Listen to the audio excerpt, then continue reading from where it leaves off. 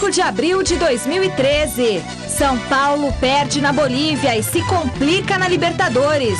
Jogadores admitem, classificação ficou mais difícil. Neymar marca, mas Santos cansa de perder gols e só empata com o vice-lanterna São Caetano. Corinthians, sem Alexandre Pato, Ralf e Paulinho na seleção brasileira, Tite prepara a equipe que enfrenta o São Bernardo domingo no Pacaembu. Preocupado com a Libertadores, o técnico Gilson Kleina vai poupar jogadores para a partida contra a Ponte Preta em Campinas. Só com atletas que atuam no Brasil, Felipão reúne seleção brasileira para enfrentar a Bolívia amanhã em Santa Cruz de la Sierra. Seja bem-vindo! O Gazeta Esportiva começa agora. Olá, boa noite! Amanhã é dia de seleção brasileira em campo. Depois de perder na estreia contra a Inglaterra e empatar contra a Itália e Rússia, o técnico Luiz Felipe Scolari vai para o quarto amistoso em busca da primeira vitória nessa nova passagem pela seleção. Liderada por Ronaldinho Gaúcho e composta por jogadores que atuam no Brasil, o time de Felipão agora encara a Bolívia em Santa Cruz de la Sierra. Luiz Felipe Scolari voltou à seleção brasileira em novembro do ano passado. Junto com Carlos Alberto Parreira, ele chegou com a missão de resgatar o futebol da seleção que havia se perdido na época de Mano Menezes. O primeiro desafio do treinador foi contra a Inglaterra, em fevereiro deste ano, no estádio Wembley. Mas a reestreia não foi das melhores. O Brasil perdeu para os ingleses por 2-1. Rooney e Lampard marcaram para o English Team e Fred fez para a nossa seleção. Mais de um mês depois, veio o segundo desafio de Felipão, a Itália. Com o primeiro tempo quase impecável, a seleção abriu 2-0 e pareceu mostrar que aquele futebol não estava morto. No entanto, na etapa final, os italianos acordaram, o Brasil cochilou e a partida terminou com um placar de 2-2. O jogo aconteceu em Genebra, lá na Suíça. 4 dias depois, a seleção entrou novamente em campo para a partida contra a Rússia. De fato, um jogo em que nada deu certo. O gol salvador de Fred nos acréscimos do segundo tempo deixou a situação menos pior para o Brasil. Amanhã, os comandados de Felipão terão mais uma chance de dar a primeira vitória ao treinador neste retorno. E o adversário é a Bolívia, apenas com os jogadores que atuam aqui no nosso país. E aí, será que agora vai, professor?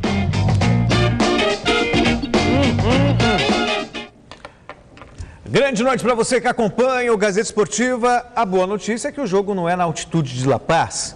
Então, em Santa Cruz de la Sierra, fica mais fácil, pelo menos não tem a questão da altitude. Ainda assim, não vai ser dos jogos mais fáceis. A Argentina jogou recentemente com a Bolívia pelas eliminatórias, empatou 1-1. É verdade que em La Paz é outra história, mas vimos aí o Strongest dando problemas para o São Paulo, mesmo jogando aqui em São Paulo, jogando em Minas Gerais contra o Atlético Mineiro, então não vai ser dos jogos mais fáceis não.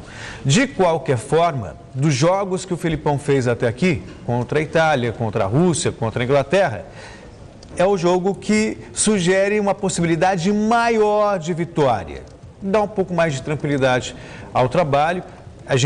Eu fui contra a demissão do Mano Menezes, entendi que ela ocorreu no momento equivocado, assumiu o Felipão e a gente vê que os problemas que enfrentavam o Mano, o Felipão também está enfrentando.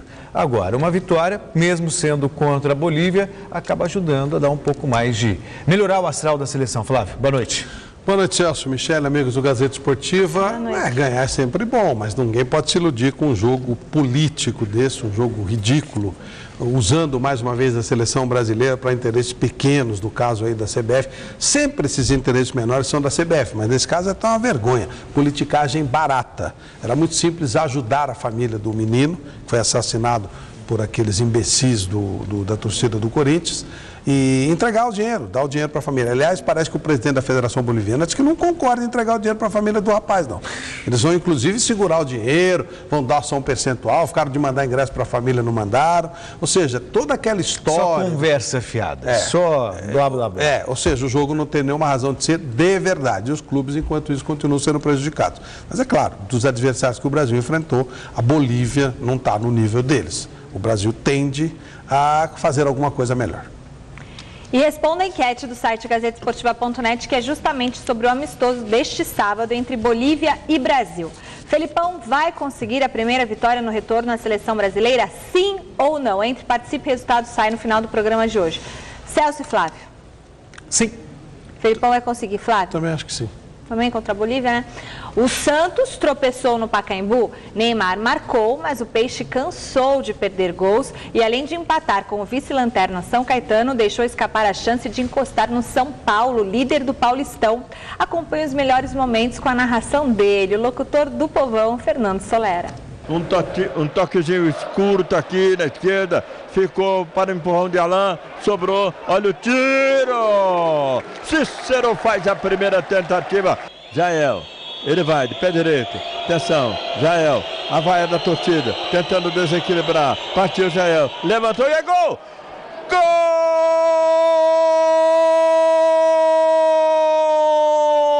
Gol do Azulão!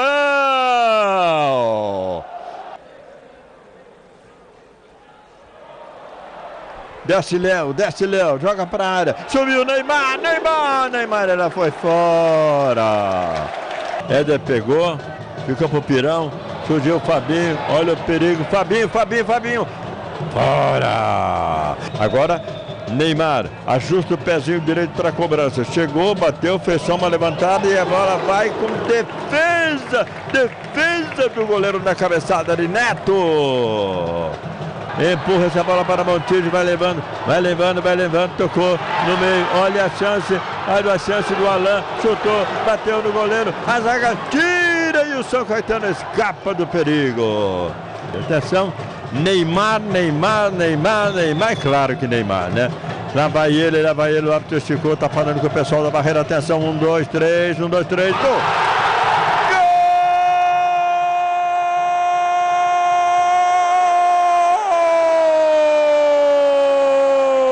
Quem sabe mais? 7 minutos e meio. Neymar é como uma cesta de 3 pontos. Perfeita, só chacoalha a rede. Está recuperando a grande estrela do jogo. Mete o pé canhoto nela. Que perfeição. Olha onde ele botou a bola. No pé do Montijo. Sai da marcação do Samuel. Vai para dentro da área. Atirou. Cata, Fábio. Montijo foi buscar essa bola com o Galhardo. Vem trazendo. Se aproximou da área. Fez o cruzamento, tem cabeçada. Fora! Diego tá na bola. Partiu Diego. Bateu!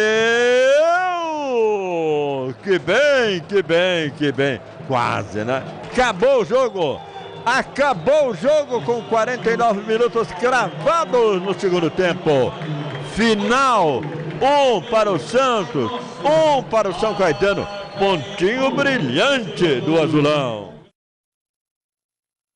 Mesmo com o empate, Muricy Ramalho deixou o Pacaembu satisfeito com a atuação do Santos, destacando a posse de bola e também as chances de gol. Em termos de futebol, me deixou contente, porque a gente teve oportunidades, foi organizado, teve a posse de bola, foi intenso, então isso faz com que a gente se anime bastante e já chegando perto das finais, começar a ter esse volume do jogo é importante demais. E vamos falar agora, descansa final de semana, nada mal, né? Descansa onde? Uma pouquinha, não vai jogar. Você tá sabendo mal, hein? Não, você tá na seleção, do Santos, vai. Não, então tem que mandar para outro jogador, pô, eu vou jogar. O Neymar pedir calma, porque acontece que ele voltou aquele negócio de rodízio de falta, né? Começou a trocar jogador porque começou a amarelar o time todo dele. E aí uma hora ele perdeu a cabeça e deu uma entrada dura no adversário e tomou o cartão. E eu disse a ele que quem tem que tomar cartão é os caras, não ele, entendeu? Ele tem que ter essa paciência, né? E ele voltar a jogar que ele tá jogando outra vez, com confiança, tá indo pra cima, tá... Só que ele tem que ter essa paciência. É que às vezes ele fica um pouco irritado de tanta porrada e aí ele se irrita um pouquinho, mas ele tem que acostumar com isso, ele tem que ter calma, por isso que eu pedi calma para ele. O Santos está classificado, isso aí, o São Caetano também já caiu, não muda nada. Mas a torcida não perdoa, né? Vaiou de novo. Deixa a torcida, isso aí é uma questão de, na hora que vale, jogar um pouquinho mais de bola. Mas eu fico imaginando, por exemplo, o Neymar, Ele que é um cara que gosta de futebol, apaixonado por futebol, amigo dos amigos.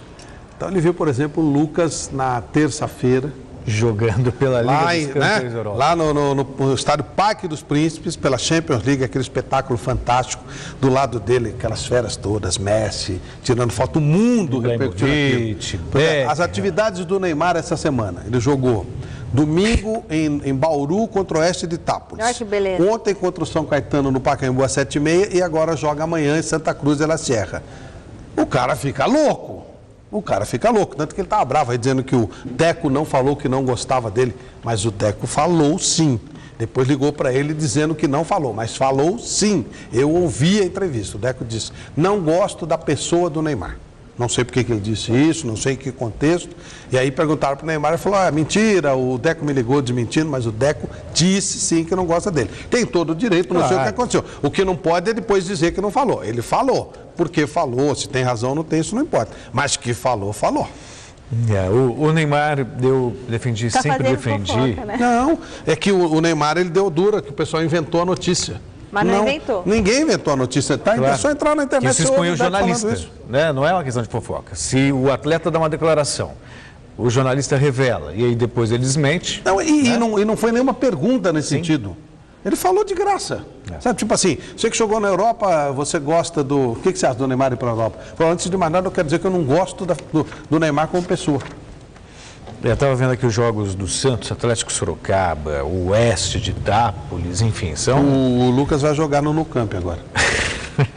Bom, e uma notícia preocupante, né? A gente viu a entrevista do Muricy Ramalho logo após o jogo, mas hoje pela manhã ele deu entrada no Hospital São Luís, na unidade do Morumbi, com fortes dores abdominais. Aí foi submetido a exames e os exames revelaram uma diverticulite. Portanto, o Muricy segue internado, está sendo medicado e não há previsão de alta.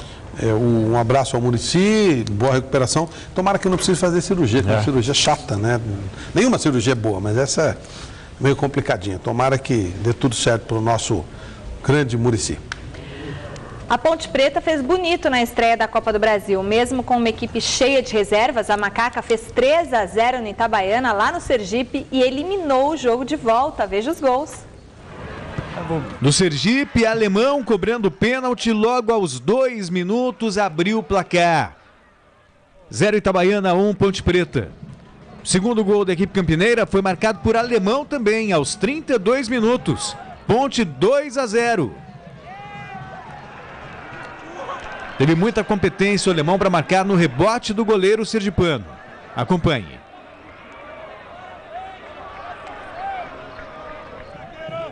Rildo, aos 11 minutos do segundo tempo, na errada saída de bola do Itabaiana, definiu o placar. Ponte Preta 3, Itabaiana 0. Com o placar, a Ponte Preta se garantiu na próxima fase da Copa do Brasil. Bem no Campeonato Paulista, já avançou de fase na Copa do Brasil. Tudo bem que foi contra o Itabaiana, mesmo assim, com o time reserva, fez 3-0. Dava para jogar com o Barcelona. Ou seja, não, também não, menos. Não menos. Dava. Mas foi uma vitória, digamos, contundente. Aí a pergunta é jornalística, Flávio. Será que é esse ano que a Macaquinha conquista o primeiro título da história? Só porque você quer. Você vai dançar, que não falta. Você vai dançar pelado? Me dê 3 títulos da Ponte Preta. Dois não de tem campeão nenhum. do mundo. Campeão do mundo. De basquete feminino, 2. Campeão do interior outro dia. Campeão do interior, é verdade. Que é um monte. Se ganhar a Ponte Preta, você vai dançar pelado? Não, pelado não. Você falou que ia dançar pelado. Pelado não, falei dança do ventre. Você, o homem, não faz a dança do ventre. Eu vou fazer, se a Ponte for campeão, eu vou fazer. Como é que chama aquela trelelé lá? Como é que chama? Leque-leque. Leque-leque no programa do Thiago também. E o que tem a ver a dança do ventre? Alguém falou, foi o Godoy que falou. Você vai dançar? Se a Ponte ganhar, você faz a dança do ventre. Se a ventre? Ponte for campeã, eu faço a dança do ventre no Mesa Redonda. Ele está até cultivando uma barriguinha. Claro, o Godoy que me provocou, quem quer que seja. Eu falei, tudo bem, pelo título da Ponte vale tudo. E você está fazendo aula de dança Ainda do não. ventre? Ainda estamos na fase, ainda está muito bizarro distante. A verdade é a seguinte. A verdade é a seguinte, existe uma palavra que desapareceu do nosso Moisés Zucarelli. Por exemplo, esse ano, perder. Long time. Não sei nem quanto tempo faz. Mais de 20 jogos. É a maior série invicta da nossa história. Não existe essa palavra mais lá. Não sei como é que é. Aliás, quem souber como é perder, mande um recado para mim, porque a gente desconhece essa palavra. Com todos os ingressos já vendidos, Osasco e Rio de Janeiro decidem no próximo domingo às 10 horas da manhã no ginásio do Ibirapuera o título da Superliga Feminina de Vôlei. Esta vai ser a 9ª decisão seguida entre as duas equipes. Luiz Henrique Gurian acompanhou o treinamento das duas equipes para esse jogão que reúne rivalidade, talento e muita emoção. Calma, torcida de Osasco, não é nada disso que você está pensando. É só brincadeirinha. É só bate-bola da comissão técnica. Que alívio. Que sorte de Osasco, hein, professor? Sorte de Osasco? Que vocês não são o time de Osasco, só o time da comissão técnica. Exatamente. Surpreendidos com a chuva aí, acabou atrapalhando um pouquinho aí com o trânsito de São Paulo. Agora sim é pra valer. E quem treina primeiro é o Rio de Janeiro. Mas cadê a Fofão? Faz tratamento. A panturrilha da levantadora do time carioca incomoda. Bernardinho está preocupado. A gente preocupa sempre que a gente tem que, ficar atento a isso aí. Então vamos descansar, tá? Assim, um pouquinho dá descansar e também não temos a Loganton, então são as preocupações naturais, mas é o esporte, então não adianta que ele fique se lamentando, o esporte é assim. Mas calma, Natália, se refresque. Nada preocupante. Outra jogadora cheia de experiência, a líbero Fabi, sabe disso. Então, treino. O manhoso, competente, vencedor Bernardinho não gosta de corpo mole. A equipe delas é certamente a principal equipe do Brasil, talvez do mundo, como grupo de jogadoras, né, inclusive ganharam o torneio mundial enfim, já tivemos mais paridade de condições em outras finais. Eu acho que nessa realmente a gente participou, até vamos trabalhar para que a gente possa fazer um bom jogo e quem sabe, né, conseguir um resultado assim meio surpresa. A gente sabe que é a dificuldade que a gente vai ter. O jogo é aqui dentro de quadra. As duas equipes, eu acho que entram em igualdade de condição, um jogo só. Então, quem for mais feliz no domingo vai sair aqui com o título. Tá, tem vantagem carioca, 5-3. Só que as atuais campeãs são as paulistas. Jogo único para mostrar as campeãs 2012 e 2013. Momento mágico que envolve velhas conhecidas. Essa história de conhece pra lá, conhece pra cá, olha quem conhece muito bem o adversário. Começou lá assim, pequenininha. Hoje olha só como ela tá grandona. Natália, como é que é jogar contra uma equipe que você conhece tão bem, foi formada lá? Balança o coração ou quero mais enfiar a bola nelas? Não, isso aí pra mim não faz diferença alguma. Eu joguei 5 anos, 5 temporadas lá em Osasco, mas hoje em dia defendo o Unilever aí de unhas e dentes, né, coração mesmo, então eu acho que já foi, eu acho que a gente tem que ter essa vida, a vida do atleta é assim, né, um dia eu tô aqui, outro dia eu tô lá, então não tem essa, eu vou defender o título aí pro Unilever e quero ganhar. O fato de conhecê-las não me garante nenhuma eficiência em controlá-las, né. O que pode ser decisivo então numa situação dessa?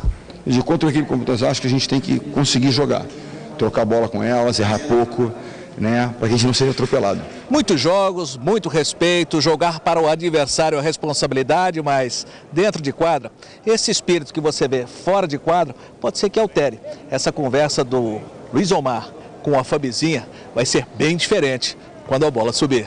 Amigos, vôlei à parte, quando a bola subir, pau neles. Amigos de vôlei à parte, mas o Zomar é um cara que eu tenho um contato já há muitos anos, a gente se conhece desde 2001 e existe um respeito, existe uma admiração e um carinho mesmo pela pessoa, a gente consegue, mesmo com toda essa rivalidade, todos esses encontros em decisão, guardar uma amizade e um carinho muito grande. Tenho certeza que nós dois torcemos muito um pelo outro. Mas é pegada. Sim, lógico, ela está defendendo dela, eu estou defendendo o meu aqui. Mas a gente tem um carinho muito grande e eu acho que isso é bacana do esporte. É esperar domingo, 10 da manhã, ginásio do Ibirapuera para conferir quem joga mais. Por enquanto, com as palavras. Aí não vai ser brincadeira não. Bom, ainda sobre o vôlei, a tecnologia, pelo jeito, está chegando realmente para ficar, para minimizar os erros de arbitragem. Na Copa das Confederações teremos uma bola com chip para detectar se ela entrou ou não entrou. E agora no vôlei também foi testado um equipamento polonês, Flávio. E em segundos é possível verificar se houve mão na rede, se não houve mão na rede, se a bola saiu, se não saiu. Quer dizer, é mais uma alternativa para realmente minimizar os erros de arbitragem e até acabar com aquela dúvida que sempre acaba prevalecendo. Até que ponto foi erro da arbitragem ou foi má fé? Desta maneira, o esporte ele se torna mais transparente, Flávio. No vôlei eu não tenho nada contra, mas no futebol nem a pau. Nem a bola pau, Juvenal. Nada, eu não gosto de nada. É simples, a bola entrou, polêmica. Aparece no relógio lá do... Mas teremos polêmica do mesmo jeito. Teremos, sim. Claro. Se o chip é japonês ou chinês. Não. É do Xing Ling ou é do Paraguai. Se fez a escalação adequada ou não, se o jogador está em melhores condições ou não. Erro de arbitragem faz parte do jogo. Olha, o João Avelange, para mim, é o cara... a maldade personificada. É o cara que... Os caras dizem, ninguém é 100% mal, nem 100% bom. O João Avelange, eu acho que ele quebra essa regra. Não concordo com nada, vida, acho um horror. Uma das piores pessoas que eu ouvi falar e conheci. Mas tem uma frase dele que eu concordo. Futebol depende da polêmica. Ele disse isso para mim uma vez numa entrevista. Não envolvendo esse polêmica da tecnologia. Então, isso 20 anos atrás, hein? Eu continuo concordando com ele. Eu acho que não tem que meter... Futebol ele tem que ser igual em todos os lugares que se joga. Ou no interior do Zâmbia, ou aqui no Morumbi, ou nas novas arenas. O negócio de tecnologia vai transformar o futebol numa coisa muito chata. Então, nesse caso, também pensamos diferente. Já é a segunda coisa hoje, hein? A ponte campeã e a tecnologia. Não tem problema. Quem tem que pensar igual você é a Michele, não eu.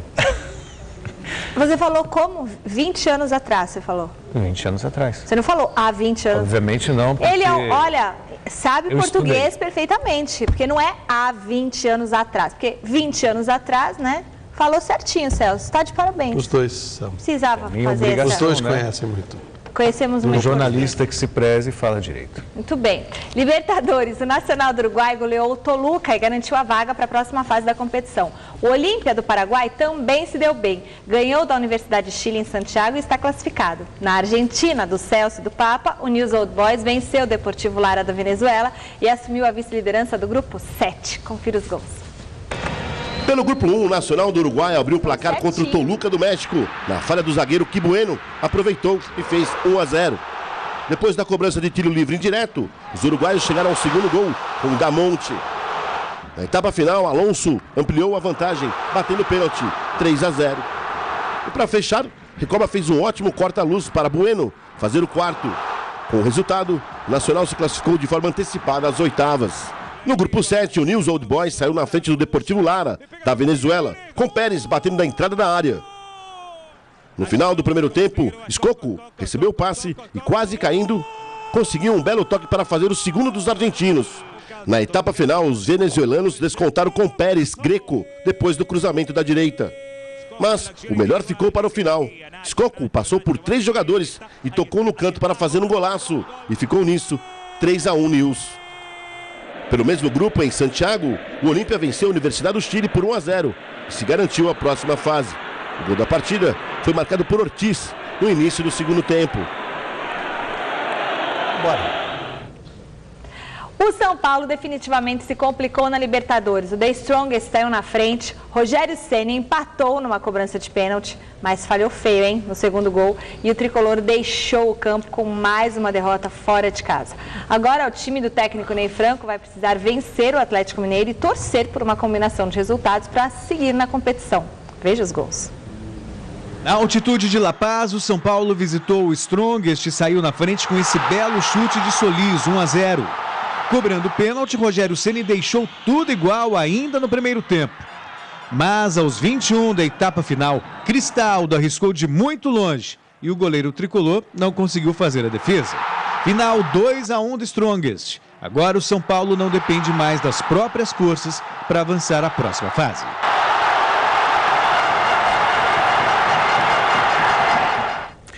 A situação do São Paulo ela é muito delicada. O São Paulo só tem uma vitória nessa fase de grupos. Então ele tem que vencer o Atlético Mineiro, que simplesmente é o dono da melhor campanha. Num primeiro momento, soa assim muito difícil conseguir uma vitória.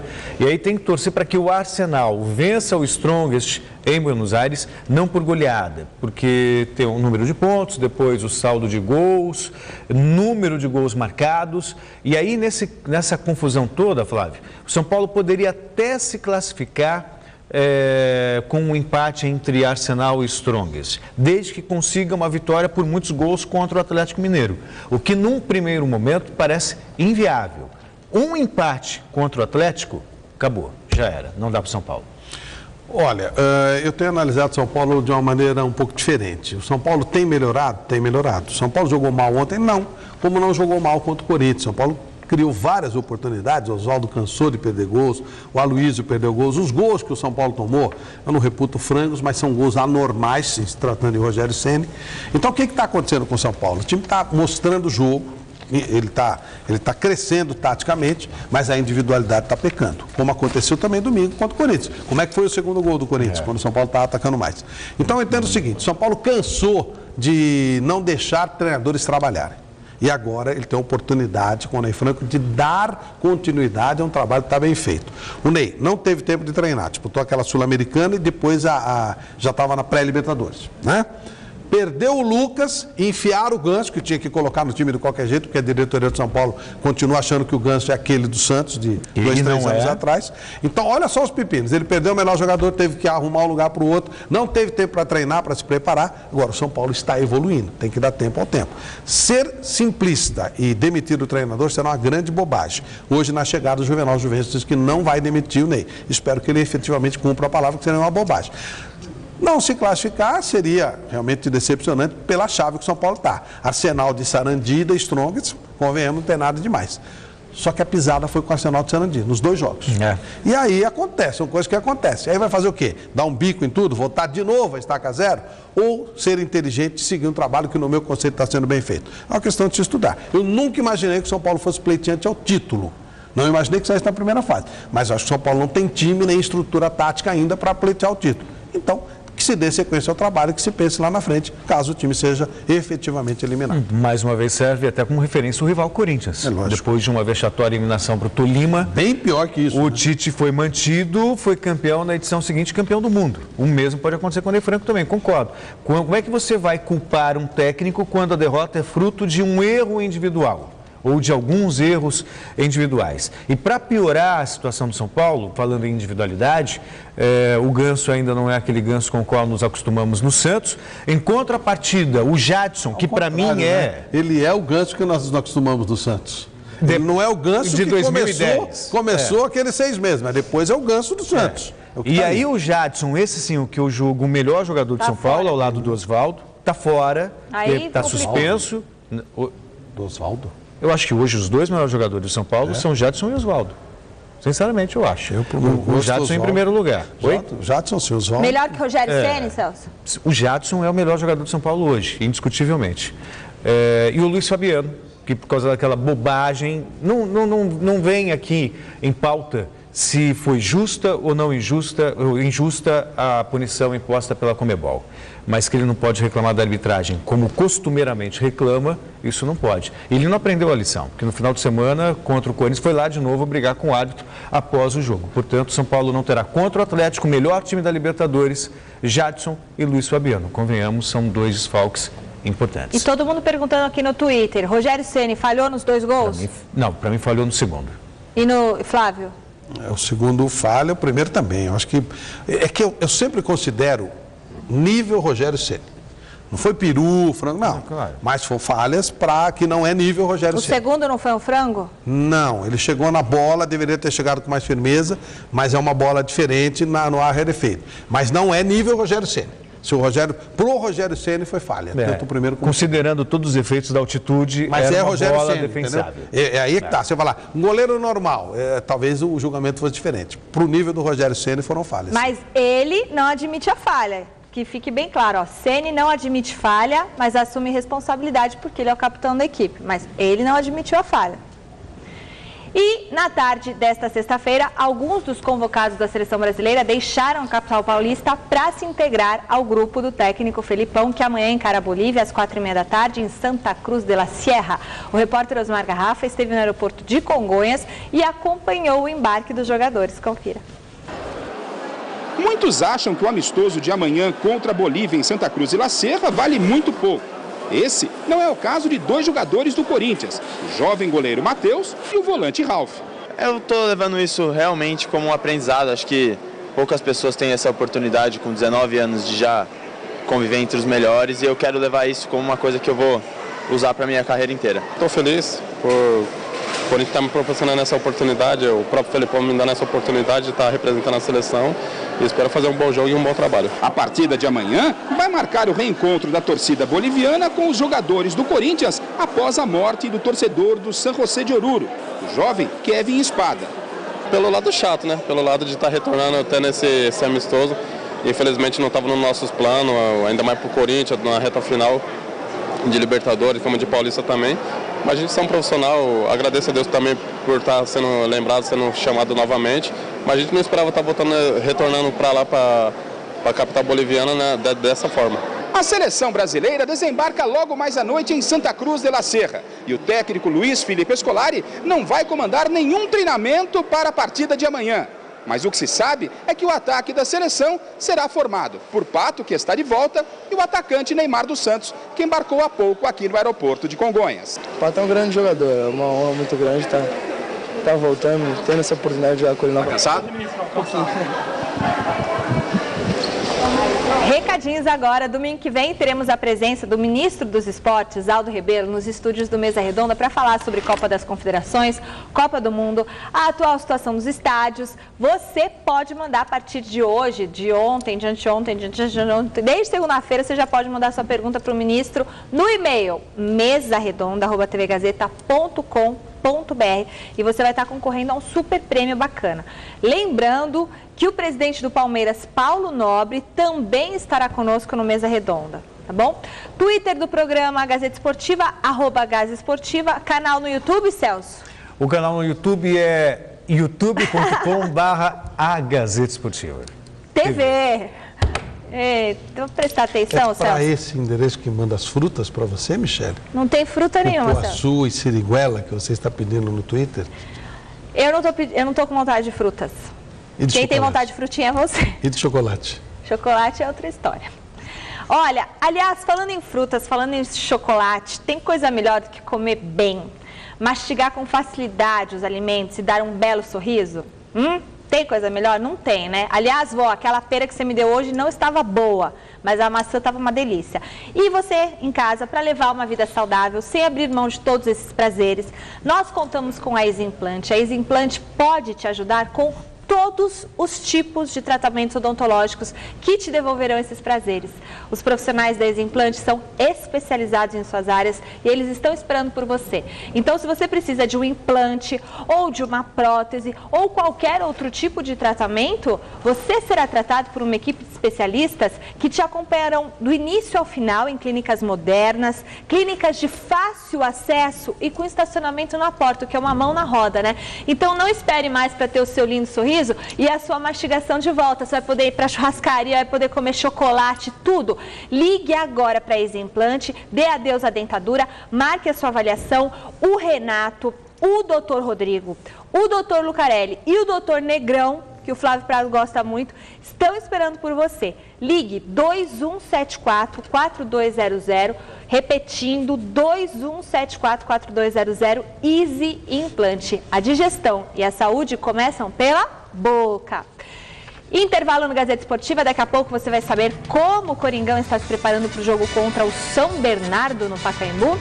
O Palmeiras enfrenta a vice-líder Ponte Preta do Flávio em Campinas. E tem também o dia seguinte do São Paulo, que se complicou na Libertadores. Continue com a gente, é rapidinho. Voltamos já. 3 partidas acontecem amanhã pela 17ª rodada do Campeonato Paulista. O Lanterna Guarani vai a Penápolis enfrentar o 8º colocado Penapolense. No domingo tem Corinthians no Pacaembu, o São Paulo em Ribeirão Preto e o Palmeiras em Campinas enfrenta o vice-líder da competição. Confira os jogos do final de semana. Amanhã, às 4 da tarde, o Penapolense enfrenta o ameaçado Guarani. Às 6h30 da noite, o Linense pega o Oeste de Itápolis. No mesmo horário, o Mojimirim tem pela frente o Paulista de Jundiaí. No domingo, às 4 da tarde, a vice-líder Ponte Preta encara o Palmeiras. Enquanto que o Corinthians tem confronto diante do São Bernardo. Às 6h30, o São Paulo visita o Botafogo de Ribeirão Preto. E fechando a rodada, o Atlético Sorocaba joga contra o Mirassol. Você conhece aquela velha história do feitiço que virou contra o feiticeiro? Pois é, Celso Cardoso. Apostando nesse velho ditado, São Bernardo vai tentar vencer o todo-poderoso Timão domingo no Pacaembu. Veja na reportagem de Alexandre Silvestre. O São Bernardo tem muito mesmo de Corinthians.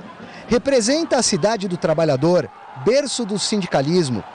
Tem um público fiel, quase 10 mil pessoas por partida, a 9ª melhor média do futebol brasileiro. O torcedor símbolo é o também corintiano, presidente Lula. O experiente goleiro Wilson foi revelado onde? No terrão do Parque São Jorge. O zagueiro Luciano Castan tá na cara, no jeito e no sobrenome, é irmão do Leandro Castan, que defendeu recentemente o Corinthians. O Leandro já tá bem, né?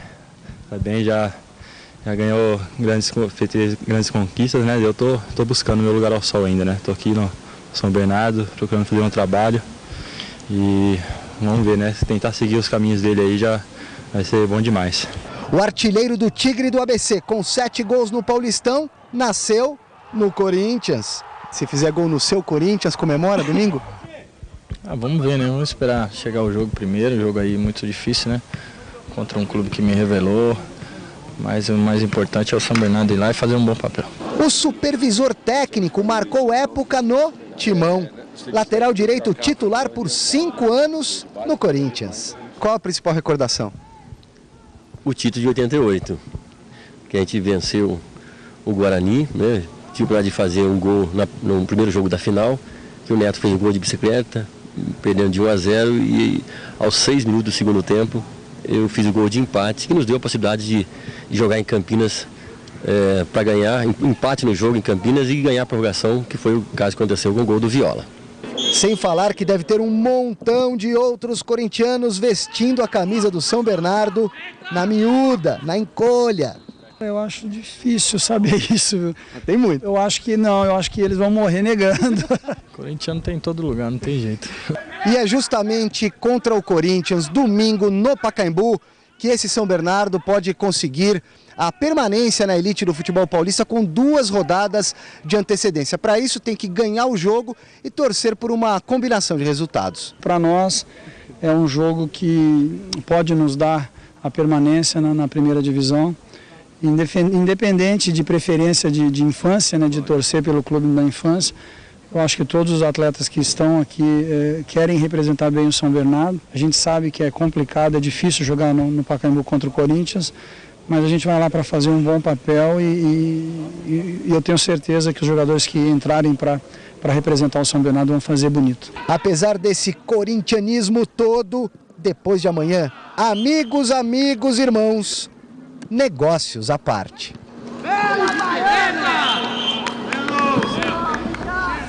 Cara, demorei para reconhecer o Edson Abobrão. O João Batista até parece o Charles Bronson, né? Que isso?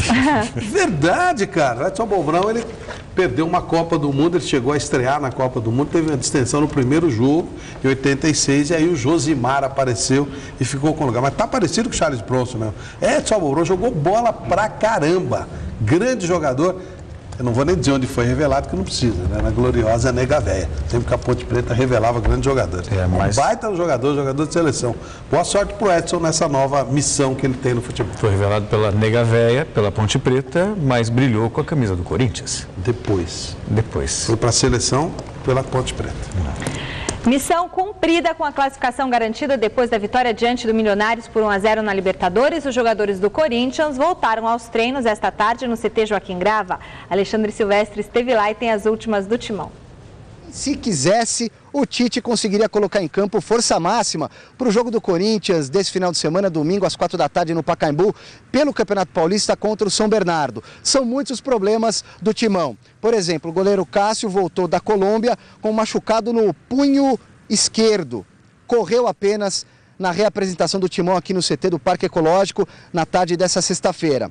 O Guerreiro também é dúvida. Sentiu dores musculares no clássico contra o São Paulo, sequer viajou para o jogo da Libertadores desse meio de semana, mas já está trabalhando com bola no campo, mas ainda é dúvida. Ele e o Cássio ficam ainda de sobreaviso. Estão suspensos o atacante Emerson Sheik e o lateral direito Alessandro. Na seleção brasileira, Alexandre Pato, Ralf e Paulinho jogam na Bolívia amanhã. Talvez até voltem a tempo domingo, mas o Tite não vai arriscar colocá-los em campo na partida do Campeonato Paulista. Vai guardar esses 3 jogadores para o jogo da semana que vem contra o San José no Pacaembu pela Libertadores da América. Além disso, tem o Douglas, que continua realizando tratamento muscular no departamento médico. Corinthians tem, portanto, o São Bernardo pelo Campeonato Paulista Pacaembu domingo. Na quarta-feira da semana que vem, também no Pacaembu, só que aí vira chavinha porque é Libertadores da América, recebe o San José da Bolívia. Apesar de estar classificado à fase de oitavas de final, o jogo é importante porque o Corinthians quer garantir o primeiro lugar do grupo. Muito bem, o Corinthians, portanto, na Libertadores fez o papel dele, está classificado, resta saber agora se vai ficar como campeão do grupo ou como segundo melhor, tem tudo para ser o campeão do grupo, desde que vença bem o San José aqui em São Paulo. E no Campeonato Paulista, Flávio, o Campeonato Paulista ele foi tão mal planejado que, sabe aquela ressaca depois de um torneio importante, depois de Copa do Mundo, tem aquele clima de ressaca. Então você tem uns jogos decisivos para a Libertadores e aí vem o Campeonato Paulista. Simplesmente não consegue empolgar, não consegue mexer. E o calendário ainda, a fórmula é equivocada, o calendário não ajuda em nada. Ora, a seleção tira do Corinthians o Pato, o Ralf, o Paulinho. Quer dizer, tem jogo decisivo da Libertadores, no Campeonato Paulista o time está bem encaminhado, não faz nenhuma diferença ganhar ou vencer, ou seja, quem se empolga? Não é quem vai ao estádio? Só quem ama muito futebol e não tem nada para fazer em casa. Mas são gênios, né? Eles mantêm, eles insistem com essa fórmula ridícula que gerou o seguinte: há 2 rodadas, o jogo do Borussia Dortmund, da Alemanha, teve 65 mil pessoas de público num jogo. Até que não estava tão cheio, tá? No momento era 80 mil. O Campeonato Paulista inteiro teve 45 mil, ou seja, um jogo do Dortmund tinha 20 mil pessoas a mais do que toda a rodada do Campeonato Paulista. Mas aí, provavelmente, o Marco Polo Deonero acha que o campeonato alemão é que está errado.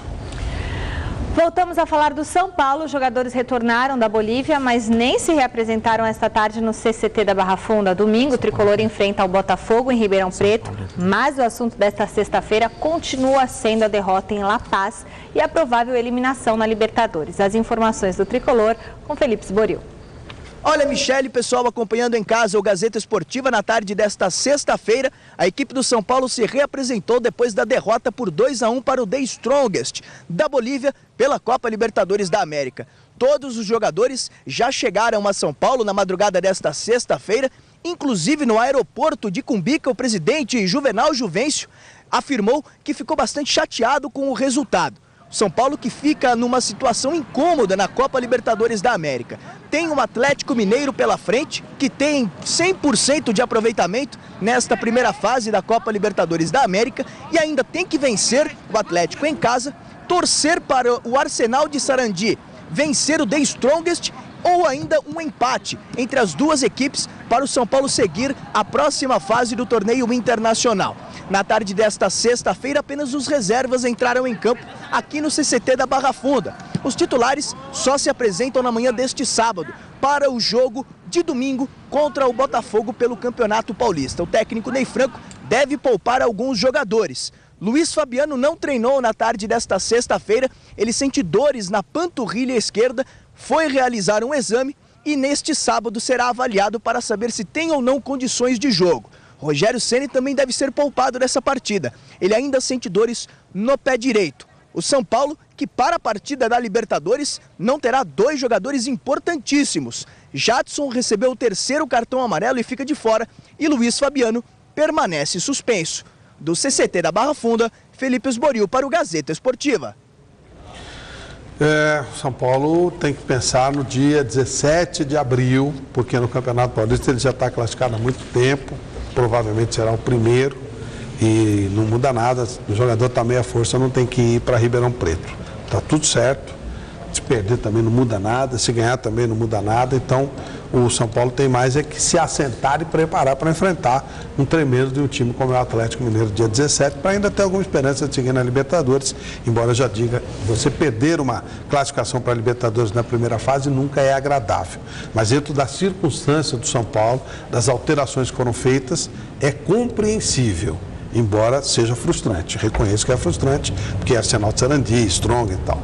Mas o São Paulo teve muitas dificuldades e o time está melhorando. só que não o suficiente ainda para conseguir resultados que poderiam ser melhores. E talvez até uma maneira também de dissipar ilusões, né? Existe um trabalho sério que leva tempo para você colher os frutos, e existe de repente a soberba de achar, ganhamos o ano passado a Sul-Americana e temos que ganhar também a Libertadores América.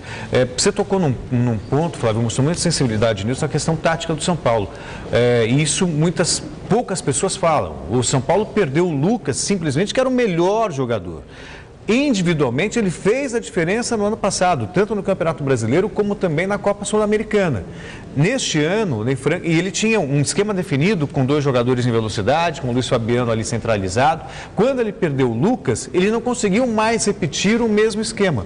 E aí ele tentou manter o esquema com outros jogadores, não deu certo. Aí teve a pressão para colocar o Ganso, o que muda totalmente a maneira de o time jogar, mas o trabalho está no caminho certo. São Paulo tem feito boas partidas. Ontem nem foi tão bem assim, mas temos como referência o que foi contra o Corinthians. Então, a longo prazo, esse trabalho vai surtir efeito. É só não interrompê-lo agora por conta de uma eventual eliminação na Libertadores América, que é triste, que é chato, mas não significa que o trabalho seja de todo ruim. Sem querer correr riscos para o jogo decisivo na próxima semana pela Libertadores, o técnico Gilson Kleina deve preservar alguns jogadores para a partida contra a Ponte Preta domingo em Campinas. Adriano Dolfi esteve agora há pouco na academia de futebol acompanhando mais um treino do Verdão. Fala aí, Gilson Kleina. Fazia tempo que você não abria um sorriso desse, hein? Finalmente uma entrevista coletiva com menos pressão, mas os problemas continuam. Quer dizer, o problema agora é o departamento médico lotado. Domingo contra a Ponte, ele vai colocar um time alternativo em campo. E esclarece, será por necessidade. Na verdade, a gente não está nem usando o termo poupar. Na verdade é que nós temos uma situação que na Libertadores, se a gente vier perder alguns jogadores, nós já estamos improvisando. E se a gente vier perder alguns jogadores, de repente a gente não vai ter nem condição de até improvisar, né? E a gente sabe que o jogo que nós temos pela frente com o Paulista e a Ponte Preta é um jogo dificílimo. Então o que a gente tá priorizando, vamos dizer assim, é que a gente possa manter uma equipe competitiva no domingo e uma equipe competitiva na quinta-feira. Então é preservar a instituição, pensar num todo. O jogo de domingo vai marcar o retorno de Gilson Kleina ao Moisés Lucarelli. Ele lamenta o ambiente, o clima hostil que foi criado em Campinas após a sua saída da Ponte no ano passado. Eu quero te dizer que eu fui muito feliz em Campinas. Eu tenho um respeito pelaquela cidade e pela camisa da Ponte Preta muito grande com o torcedor. O que ficou com a minha saída, parece que eu abandonei. E não foi assim, foi uma coisa que a gente conversou, nós tivemos algumas conversas antes de eu ter o convite do Palmeiras. Já me falaram que eu posso jogar moeda, vão me retalhar, vão me xingar. Aí eu respeito todo mundo, eu quero só ser profissional, trabalhar. Mas também se for jogar moeda, que jogue do real, né? Que vai doer mais, mas vale mais, né? O que não é brincadeira será o jogo decisivo contra o Libertad na próxima semana. E o treinador pode ter o retorno do chileno Valdívia, que a partir de agora terá uma programação especial de jogos e treinos. O Valdívia é simples. Nós temos que ser sumário com ele agora. Tem que ser uma coisa determinada. O Palmeiras tem meses que ele faz 6 jogos, tem meses que ele faz 8 jogos. O Valdívia não pode fazer todos os jogos. Então quer dizer que ele pode escolher o jogo? Não, ele não vai poder escolher. Claro que a gente vai deixar o Valdívia para fazer os grandes jogos na importância e preservar ele, preservar a instituição, porque sabe que ele é importante. É mais importante ele fazer 50% desses jogos, mas nós poder usar o Valdívia, do que a gente ter o Valdívia, o Palmeiras ter o Valdívia e não poder utilizá-lo da maneira que for. Corta aqui, ó. Bom, o Palmeiras também está muito bem encaminhado no Campeonato Paulista e não tem outra alternativa, tem um compromisso importante com o Libertad, tem mais é que poupar alguns jogadores mesmo, pensar na Libertadores América, porque convenhamos, já temos outros exemplos de times que não tinham as suas limitações do ponto de vista técnico e mesmo assim conseguiram fazer uma boa Libertadores América. De repente, no mata-mata, você consegue fazer um bom jogo, fechar bem o time, explorar os contra-ataques e vai avançando. É o caminho do Palmeiras. Não é o favorito, mas se passar para o mata-mata, as coisas podem mudar, Flávio. Bom, eu acho que o Gilson Kleina está certo. Tem que poupar o time do Palmeiras. O Palmeiras tem que pensar em Libertadores. A Libertadores é uma prioridade. O Palmeiras já está tranquilo no Campeonato Paulista e deve poupar o time para o jogo contra a Ponte Preta. Eu acho que é o mais correto. É a posição mais correta do Gilson Kleina é poupar o time para esse jogo do próximo domingo. Obviamente, ele está falando com o coração e não com a isenção jornalística da qual ele realmente... Tem que poupar ninguém. Tem que poupar, sim. O Palmeiras já está sossegado no Campeonato Paulista, vai correr risco para a Libertadores. Eu conheço. Então, claro, aí você está pensando nos outros 3 pontos da Ponte Preta e quem sabe a Macaquinha terminando essa fase do Campeonato Paulista em primeiro lugar para pegar um adversário mais fácil na fase eliminatória. Resultado final da nossa enquete do site gazetesportiva.net. Amanhã contra a Bolívia, o Felipão vai conseguir a primeira vitória no retorno à seleção brasileira. Flávio Prado deu que sim, 52,5% dos votos. O programa termina aqui. Você fica agora com as notícias do Brasil e do mundo no Jornal da Gazeta. A gente se encontra domingo no Mesa. Tchau.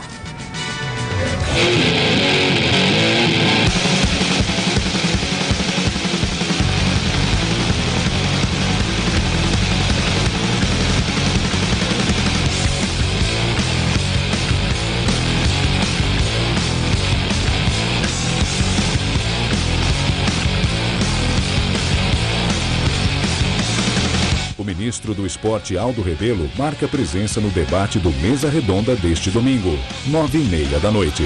Assista agora, Jornal da Gazeta.